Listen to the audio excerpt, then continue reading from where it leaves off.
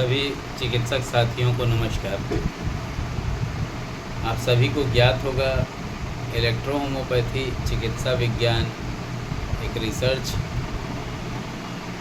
जिसके माध्यम से हम सभी चिकित्सकगण अपने अपने सेंटर्स पे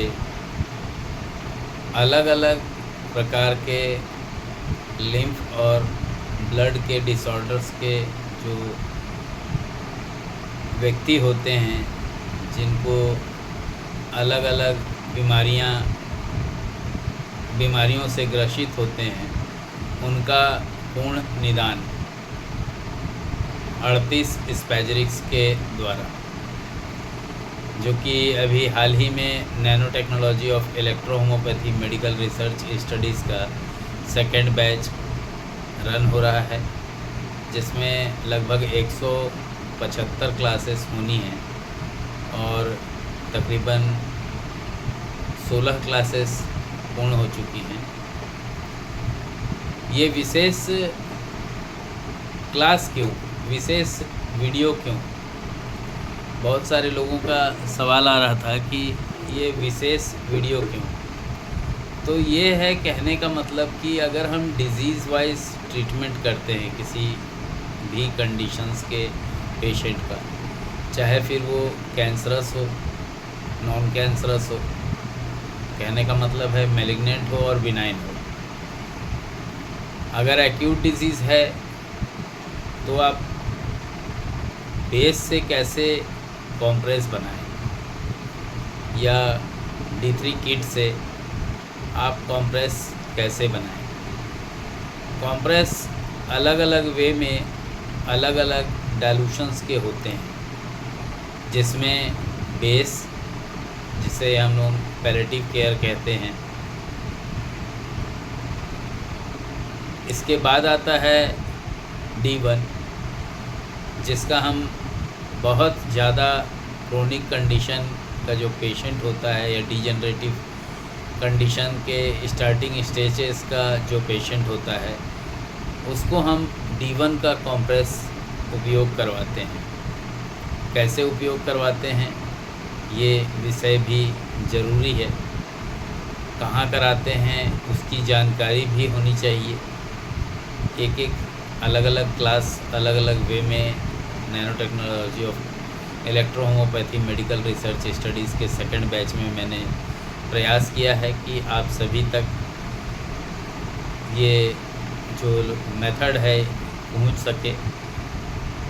इसी कड़ी में लगभग 125 डिजीज़ का ट्रीटमेंट, कंसेप्ट, कारण, उनके लक्षण, उसमें होने वाले टेस्ट, और अगर कोई चीज़ जिसमें भोज्य पदार्थ वर्जित हो तो वो कौन सा होगा कि सटीक जानकारी। इसके अलावा में इलेक्ट्रोहोम्योपैथी का जो 38 रेमेडी होती है, जो 114 प्लांट्स के द्वारा बनाई जाती है, का विवरण।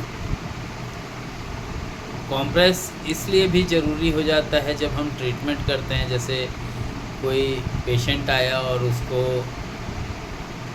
लोअर पोल में किडनी में स्टोन है, मान लेते हैं 10 mm का है, और दर्द तो बोलना नहीं है क्योंकि लंबर रीजन में काफ़ी पेन देता है, और कई बार L1 S1 तक उसका पेन देखने को पेशेंट में मिलता है। कई बार फैटी लीवर के साथ होता है तो और ज़्यादा कंडीशन बिगड़ जाती है। तो ऐसे में हम कौन सी रेमेडी का चयन करके कॉम्प्रेस बनाएं और कौन से डाइल्यूशंस में बनाएं, वो अति महत्वपूर्ण हो जाता है। क्लासेस 17 से लेकर के 21 तक की जो क्लासेस हैं वो बहुत महत्वपूर्ण होने वाली हैं, और अगर आप इसे मिस करते हैं तो प्रैक्टिस करने में बहुत दिक्कत आएगी।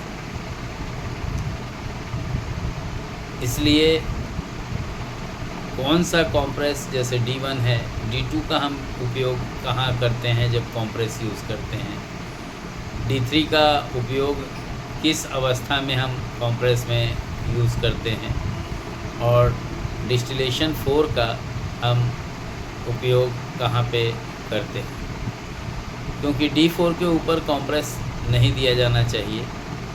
और यही कारण है कि 10-10 बूंद 30 ml में डाल करके बना लो तो ये 4th होता है जब कॉम्प्रेस की बात होती है। तो कुछ लोग इसी में 20 बूंद 25 बूंद 30 बूंद 50 बूंद तक जाते हैं। लेकिन वो कौन सी रेमेडी होगी जिसका चयन करके आप डाइल्यूशन वाइज कॉम्प्रेस का यूज़ कर पाते हैं।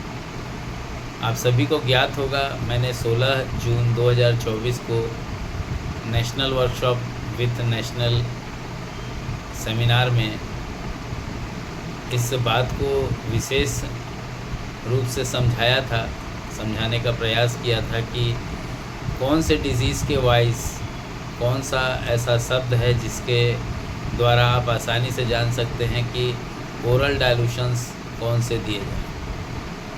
तो उसी के आगे की कड़ी में हम बात कर रहे हैं कि वो कौन से डाइल्यूशंस होंगे जो ओरल के अपोजिट एक्सटर्नल में दिए जाने चाहिए और क्यों ज़रूरी है। जब इसकी जानकारी आपके पास सटीक होगी तो ट्रीटमेंट भी सटीक होगा। जय हिंद, जय इलेक्ट्रो होम्योपैथी, जय काउंट सीजर मेटी जी, जय नासक मेथोडोलॉजी।